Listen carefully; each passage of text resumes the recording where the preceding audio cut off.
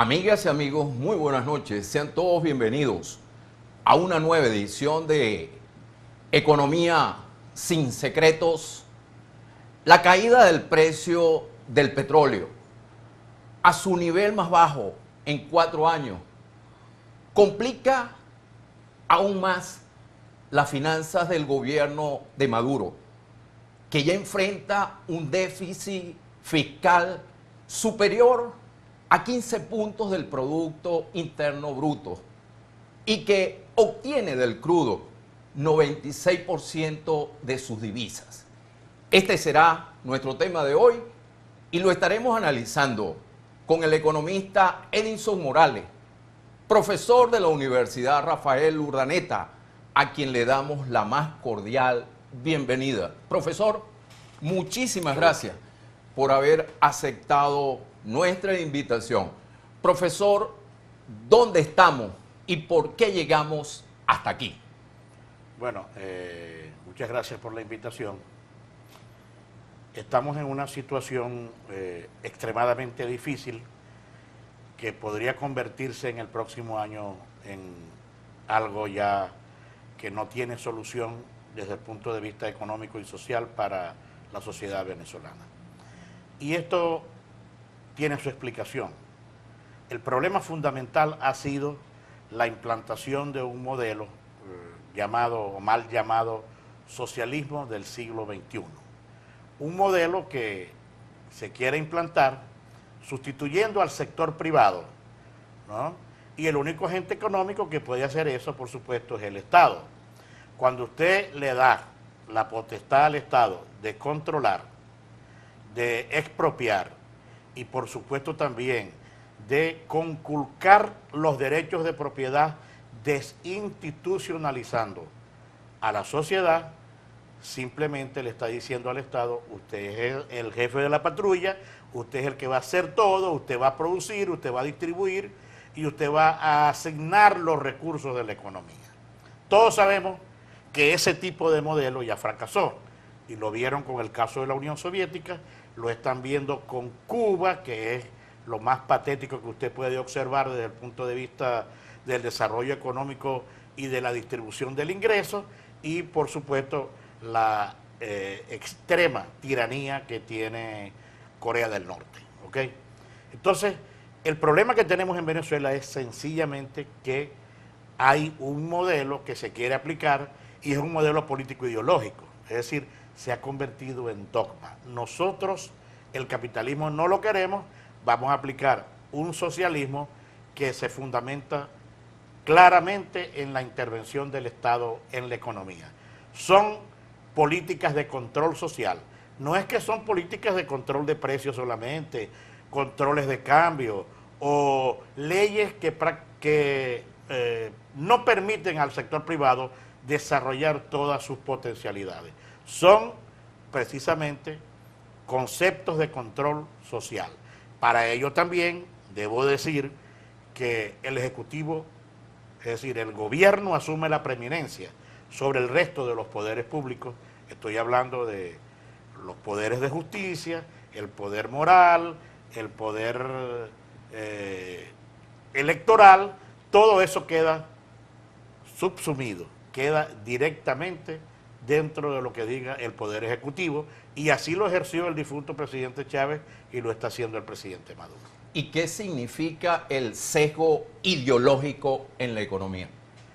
Bueno, significa que no hay posibilidades de que un sector privado, que claramente es capitalista, de una economía de mercado, pueda desarrollar sus potencialidades, porque la ideología es: el ser rico es malo, ya se ha dicho, el capitalismo es malo, y en consecuencia el único que puede redencionar, salvar al pueblo, es el Estado, dándole como a un pulpo muchas funciones, tentáculos que todos sabemos que ya han fracasado en la economía mundial. ¿Eso significa que el modelo económico no va a cambiar? No va a cambiar el modelo económico. Y no va a cambiar el modelo económico porque se ha convertido en un dogma de carácter ideológico. Entonces, el mismo modelo económico que tenemos de controles es el mismo modelo económico que vamos a seguir teniendo en el 2014 y en el año 2015. Por eso yo me inscribo en el contexto de aquellos economistas que ya han expresado su opinión con respecto a que el principal problema es el modelo que el Estado domina. Es decir, no hay errores de política económica. ¿Okay? Los errores de política económica los desentrañamos nosotros, los académicos y economistas, desde el punto de vista de la teoría, pero para ellos no hay errores de política económica. Me hablaste de situaciones difíciles. Yo te pregunto, ¿qué nos espera en el 2015? Que para muchos analistas será un año terrible. Bueno, en el último foro que hizo la empresa nacional Ecoanalítica, estuvieron presentes los más destacados economistas del país y por supuesto dieron unas cifras que de verdad son bastante preocupantes. La inflación podría llegar a 3 dígitos, que es lo que llamamos nosotros hiperinflación, y eso es simplemente 110% como piso para la inflación del año que viene. ¿Ok? Ese es el primer aspecto. Caída en el Producto Interno Bruto de entre 4 y 5%. Esos son los dos elementos fundamentales para juzgar aquello que puede pasar en el año 2015. El empleo estaría llegando a un 10% en el año 2015 y por supuesto una quiebra generalizada de la economía partiendo de la estampida de capitales que se va a reforzar a finales del 2014 y por supuesto en el año 2015. Explícale a los televidentes a qué se debe la inflación y la escasez en Venezuela. Desarrollamos este tema cuando vengamos de una pausa. Tenemos que cumplir con nuestra primera pausa comercial. Al retorno seguiremos conversando con el profesor Edinson Morales, profesor de la Universidad Rafael Urdaneta.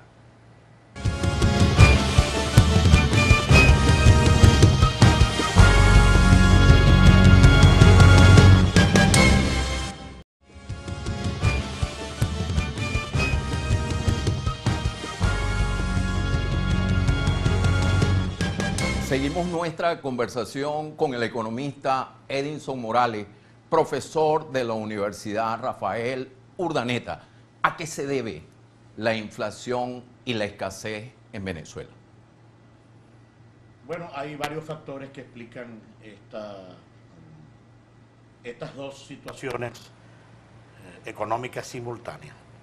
Lo primero es que desde los inicios del actual gobierno, estoy hablando de 1999 en adelante, se comenzó como parte del proyecto del socialismo del siglo XXI, desde el punto de vista ideológico, desde el punto de vista político, ¿no?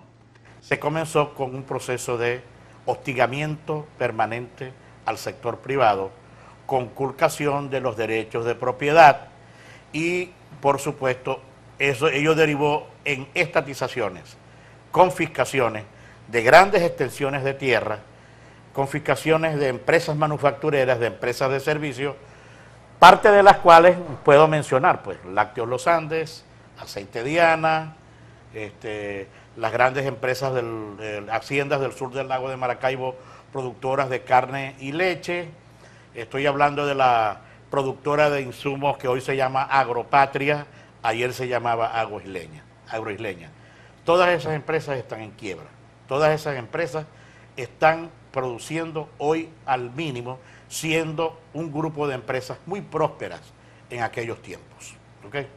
Entonces, tenemos ese aspecto. Cuando usted hostiga al sector privado, estatiza y confisca, la consecuencia natural es que la inversión nacional se va hacia otros países y la inversión extranjera se retiene, no llega al país para impulsar la producción.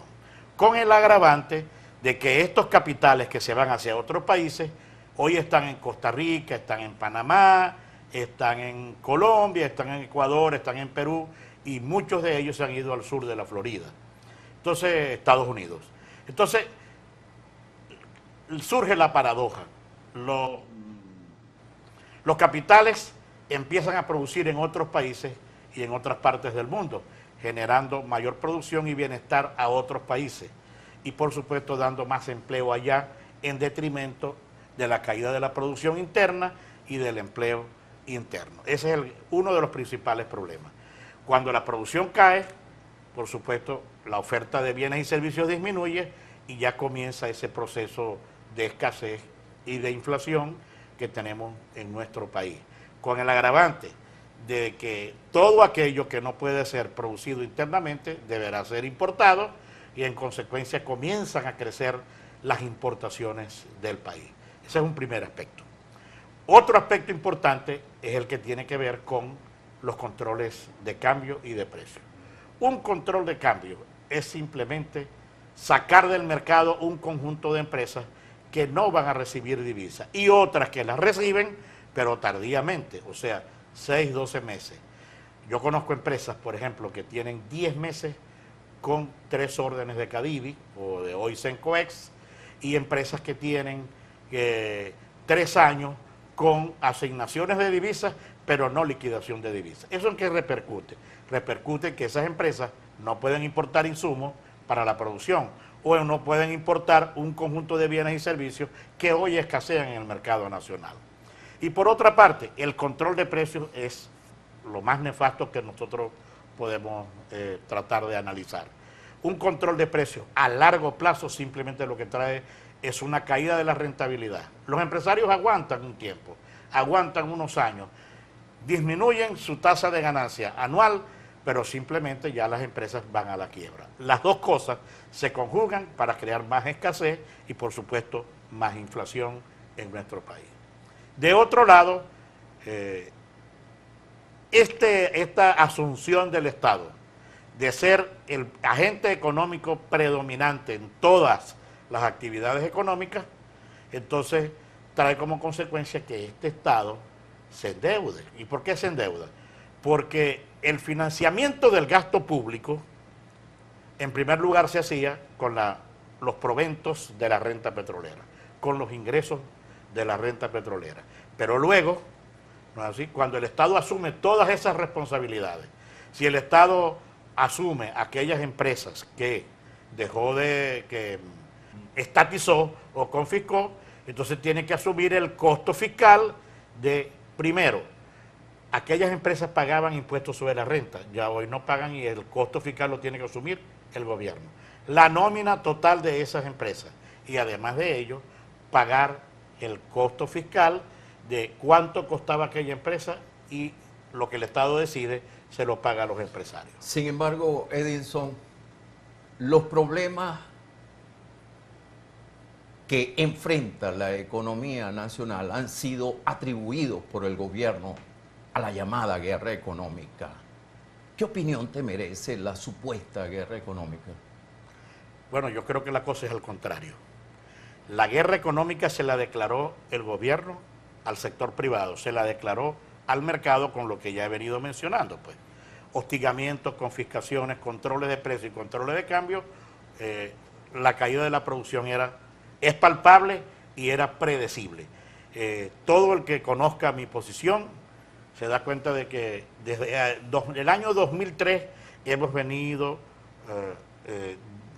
pregonando, hemos venido diciendo que simplemente lo que iba a pasar en Venezuela, que hoy tenemos presente en el año 2014 y a partir del año 2012, era predecible.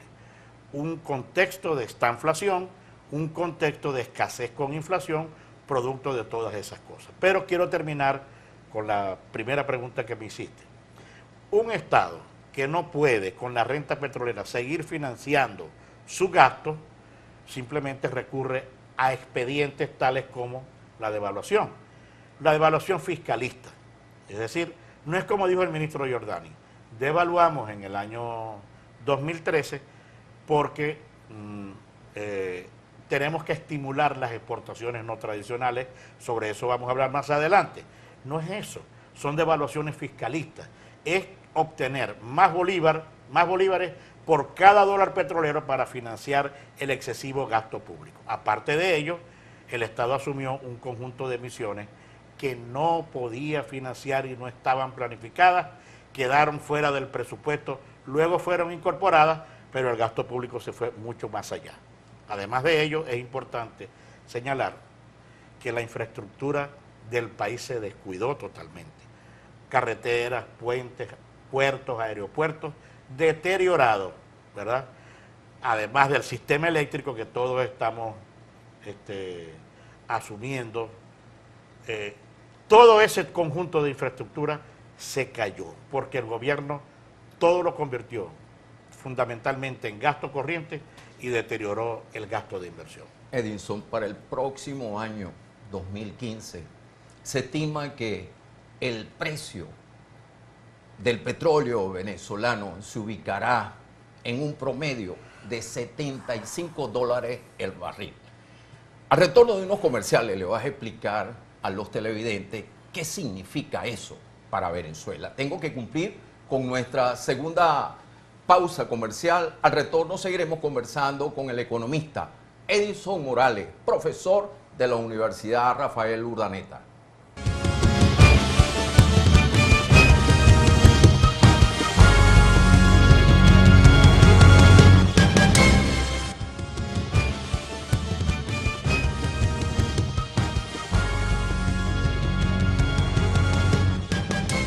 Seguimos conversando con el economista Edinson Morales, profesor de la Universidad Rafael Urdaneta. Edinson, para el próximo año 2015 se estima que el precio del petróleo venezolano se ubicará en un promedio de $75 el barril. ¿Qué significa eso para Venezuela? Bueno, es una situación ya que puedo catalogarla de nefasta. Ya nefasta porque, por lo que ya venimos diciendo, el financiamiento del gasto público en su mayor parte es renta petrolera, pago de impuestos petroleros, los impuestos que le paga PDVSA a la nación y otras empresas extranjeras, y en consecuencia esos ingresos petroleros van a caer sensiblemente. Nosotros hemos hecho una estimación que es importante. Algunos dicen que es mucho más allá, que son $135 por barril, de lo que voy a plantear. Y nosotros hemos llegado a la conclusión de que son alrededor de unos $120 por barril, lo que el Estado venezolano, hoy el gobierno venezolano, necesita para financiar las cuentas fiscales. Para equilibrar las cuentas fiscales. Entonces, hay otros que van más allá. Hablan de $160 el barril. También. Escuché esta mañana a una persona de una agencia de esas que opinan sobre petróleo. Dice que Venezuela necesitaría unos $135 por barril para equilibrar las cuentas fiscales. A nosotros nos da aproximadamente $121 por barril exactamente. Cuando tú ves la magnitud de esa cifra, te das cuenta que de 121 a 75 son muchos los dólares que no van a entrar. Que no van a entrar y que va a ser al gobierno imposible financiar ese presupuesto que estableció para el año 2015. Que va a ser totalmente imposible. ¿Okay?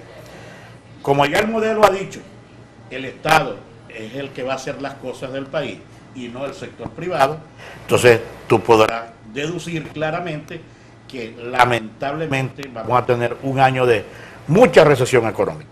¿Por qué? El gasto público deberá caer sensiblemente. Si el gasto público es el motor de la economía venezolana hoy, ¿verdad? Con la quiebra generalizada de empresas del sector privado, entonces simplemente la economía va a entrar en una fuerte contracción económica y eso es lo que la opinión que emiten el resto de los economistas. Los expertos hablan de que si el precio del petróleo se mantiene en un promedio de $75, el déficit de divisa estaría cercano a los 19.000 millones de dólares. Exactamente, por ahí está, unos 20.000 millones de dólares, que son una falta muy importante en divisas para financiar la economía.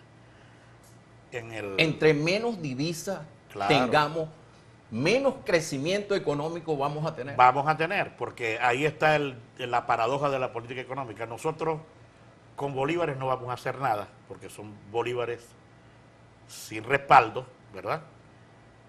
Un conjunto de bolívares devaluados por la inflación y en consecuencia la economía para crecer lo que necesita son dólares, ¿ok? ¿Y dólares por qué? Porque como la producción se cayó, como la oferta de bienes y servicios se cayó, simplemente nosotros tenemos que traer de afuera, importar insumos, bienes de capital, bienes alimenticios, medicinas y todo un conjunto de bienes que hoy internamente no producimos, y eso lo muestra pues claramente la situación que se presenta en los mercados, supermercados, hipermercados y en los propios abastos.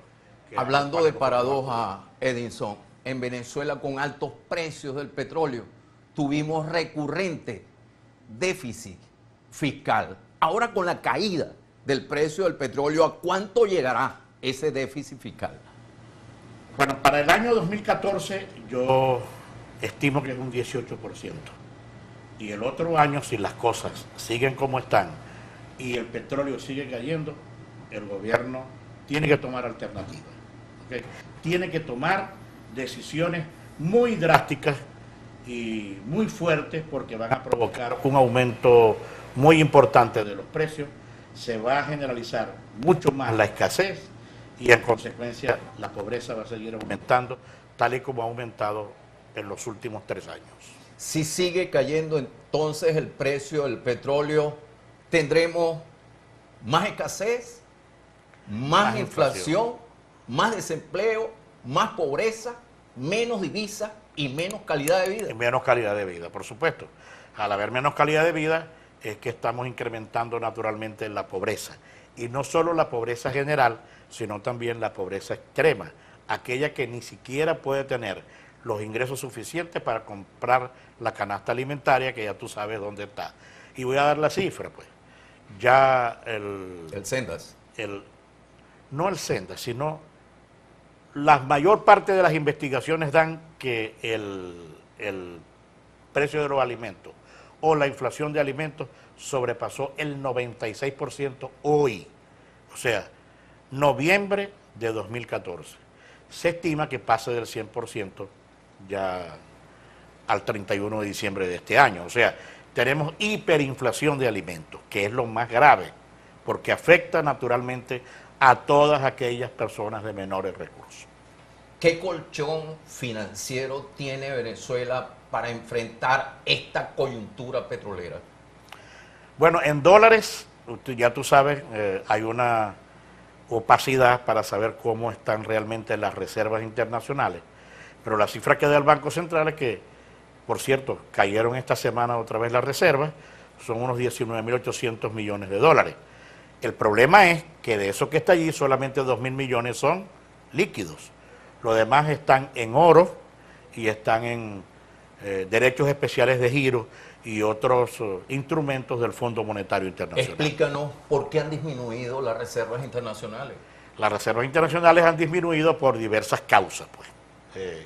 En primer lugar, porque los incrementos de deuda sustanciales que el gobierno utilizó para financiar el desbocado gasto público, que por cierto no hemos dicho, la mayor parte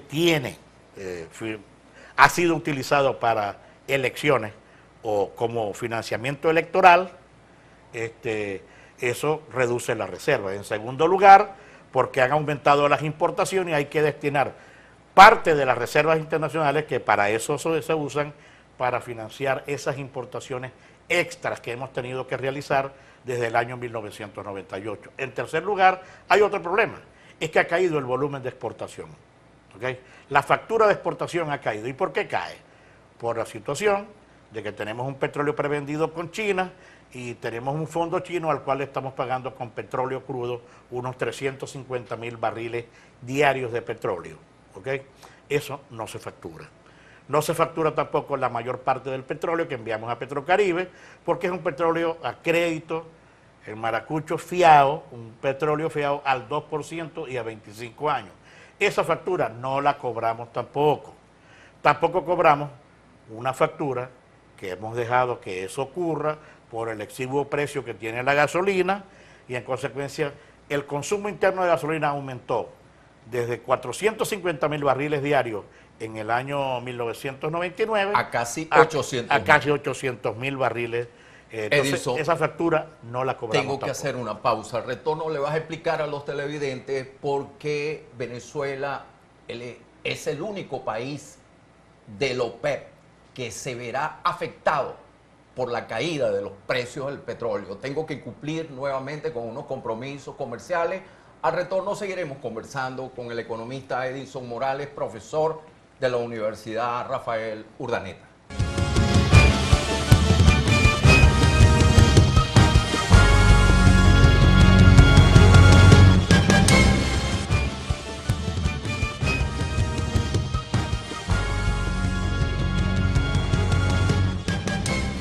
Seguimos conversando con el economista Edison Morales, profesor de la Universidad Rafael Urdaneta. Finalizando el segmento anterior, dejamos una pregunta en el aire: ¿por qué Venezuela es el único país del OPEP que se verá afectado por la caída de los precios del petróleo? Bueno, primero voy a dar algunos ejemplos que es importante que la gente conozca. Noruega,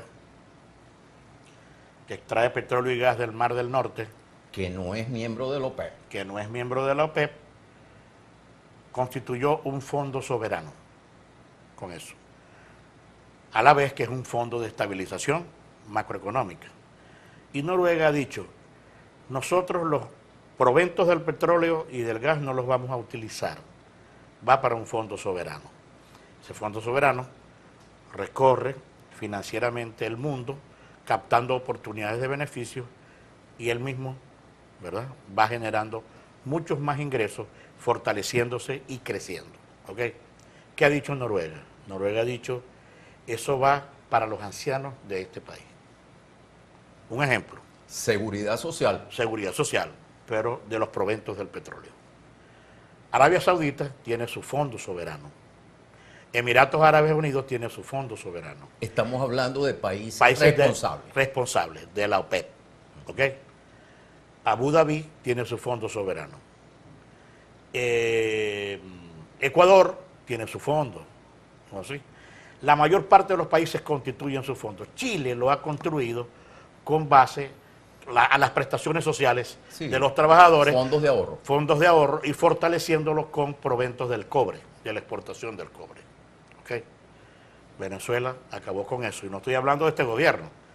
Estoy hablando de otros gobiernos también que desde el principio debieron hacer su fondo soberano y fondo de estabilización macroeconómica. Acabó con el fondo de estabilización macroeconómico que fue diseñado y creado antes de que Chávez llegara al poder. Al poder, exactamente. Pero sin embargo, no tenía aquella magnitud que tienen esos fondos soberanos de estos países. Entonces, esa es la razón por la cual, cuando usted dilapida, ¿verdad?, los ingresos provenientes de la época de vacas gordas, al llegar la época de vacas flacas, usted no tiene nada con lo cual defender la economía. No tiene. Este régimen que tenemos en Venezuela entonces es irresponsable por no tomar previsiones para el tiempo de las vacas flacas. Claro, totalmente irresponsable.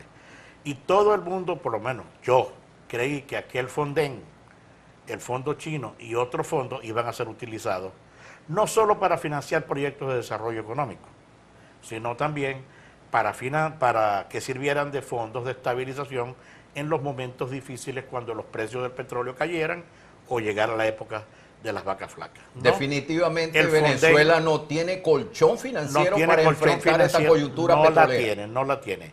Hay algunas cositas por ahí que voy a mencionar. PDVSA tiene unos fondos en dólares que Ecoanalítica estima en unos 5.000 millones de dólares y se tienen otros fondos por ahí. En el fondo chino queda algo por allí, en el Fonden quedan unos 3.500 millones de dólares, eso es lo que queda.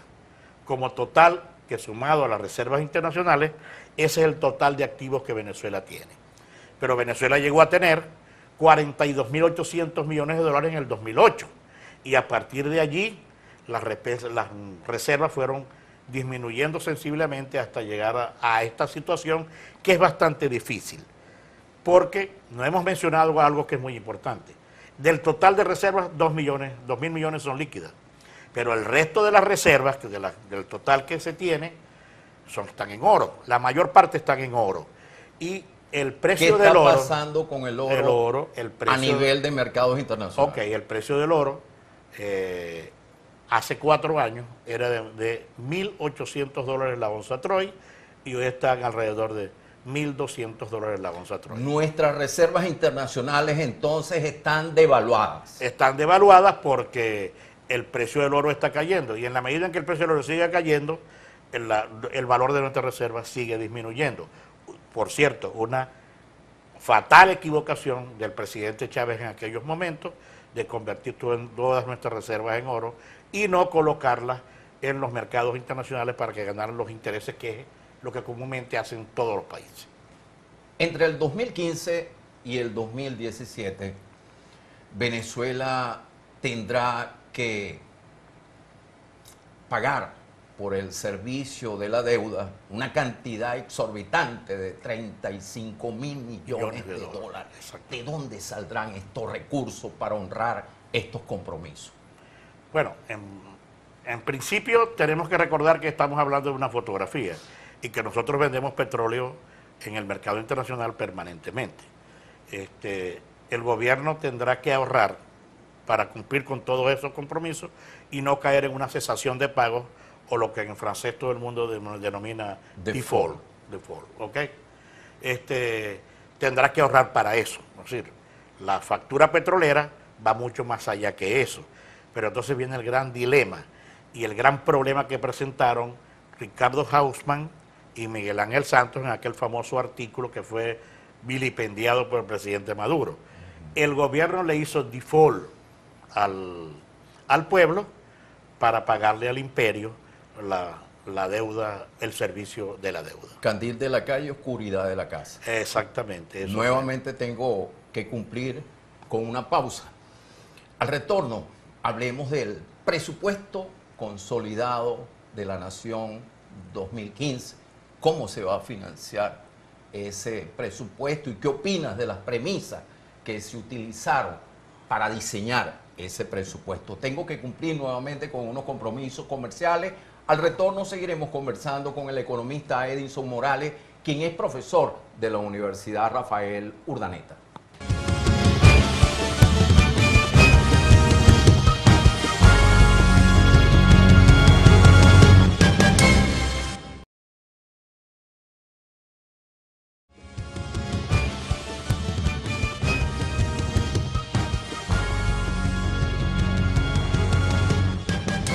Seguimos nuestra conversación con el economista Edinson Morales, quien es profesor de la Universidad Rafael Urdaneta.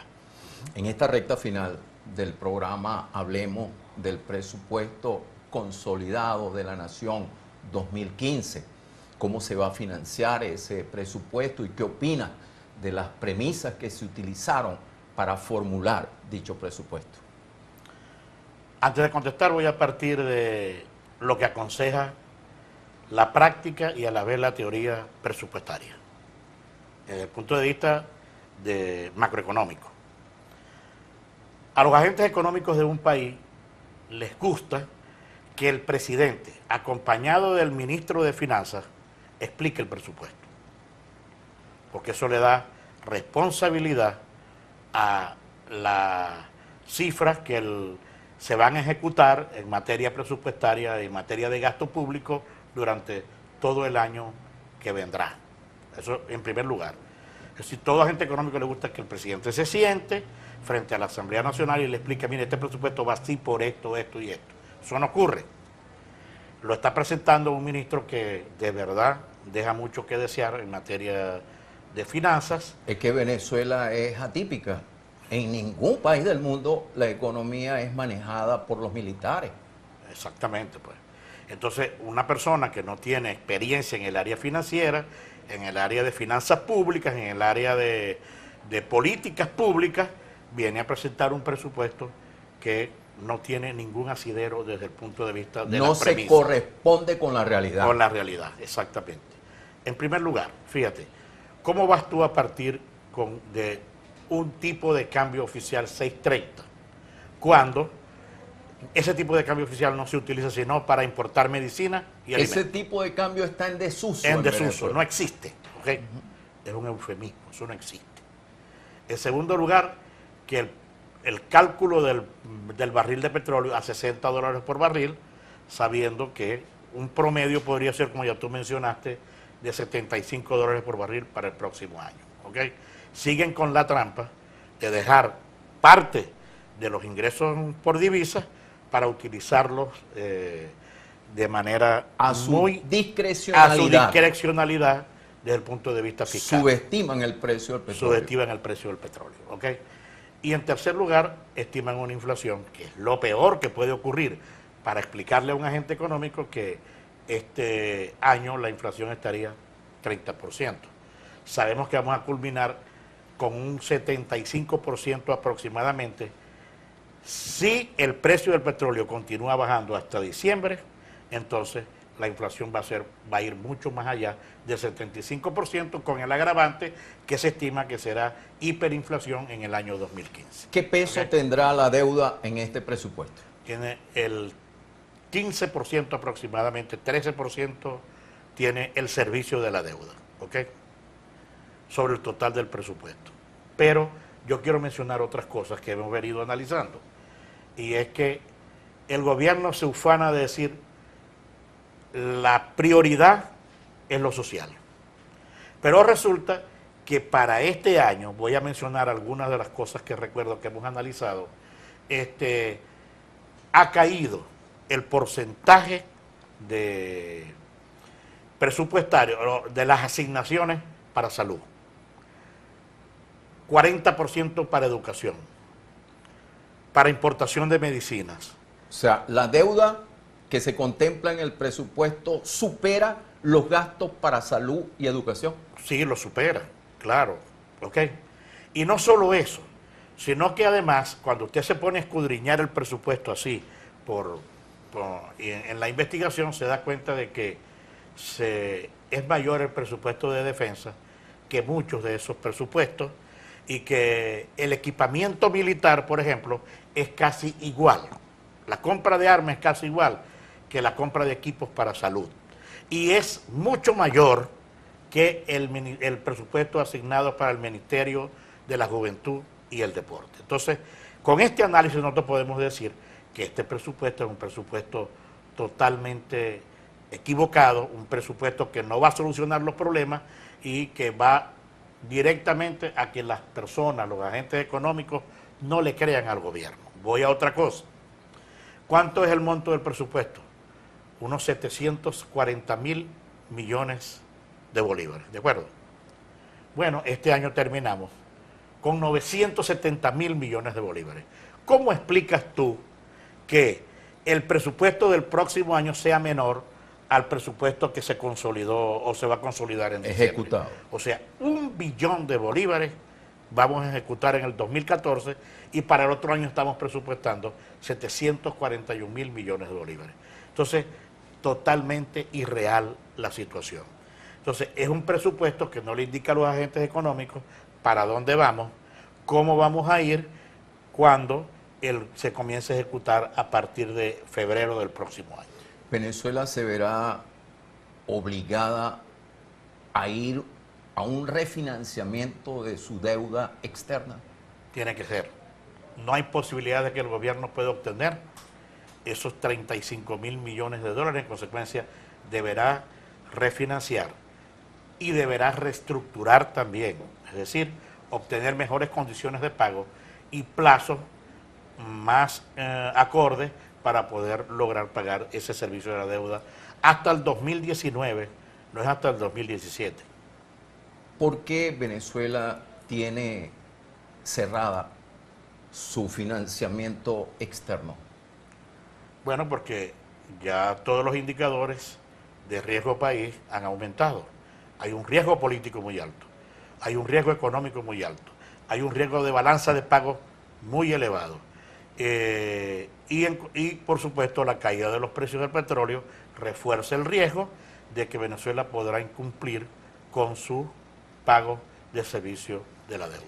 Como estamos hablando del 2015, el año que viene es un año electoral.